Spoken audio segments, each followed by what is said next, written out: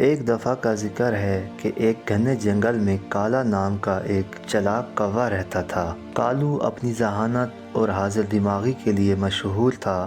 ایک دن کالو جنگل میں اڑ رہا تھا کہ اس نے ایک ندی کے قریب روٹی کا ایک مزیدار ٹکڑا دیکھا۔ اس نے جلدی سے اپنی چونچ میں پکڑا اور اپنے درخت پر واپس چلا گیا۔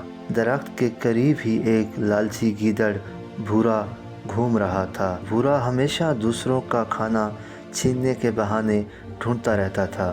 جب اس نے کالو کو روٹی کے ساتھ دیکھا تو اس کے منہ میں پانی بھر آیا۔ یہ روٹی تو مجھے حاصل کرنی ہے۔ بھورا درخت کے نیچے آیا اور میٹھی آواز میں بولا، اے عظیم کالو، تمہارے کالے پر رات کے آسمان کی طرح چمکتے ہیں۔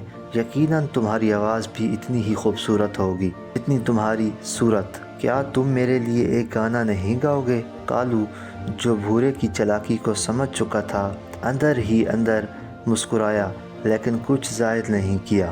اس نے روٹی کو ایک کھوکھلی شاخ میں محفوظ رکھا اور ایک اور شاخ پر جا بیٹھا۔ پھر اونچی آواز میں کائیں کائیں کرتے ہوئے کہا، ارے بھورے، تمہاری باتیں شہد سے بھی زیادہ میٹھی ہیں، لیکن میں تمہارے ارادے جانتا ہوں۔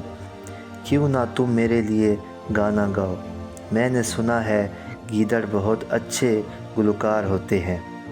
بھورا حیران رہ گیا، لیکن روٹی کی لالچ میں اس نے ہچکچاہٹ کے باوجود گانا شروع کر دیا۔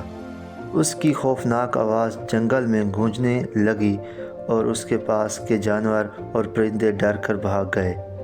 کالو ہنسا اور کہا، بھورے، اگر تم محنت کرتے اور چالاکی چھوڑ دیتے تو تمہیں دوسروں کا کھانا چھیننے کی ضرورت نہ پڑتی۔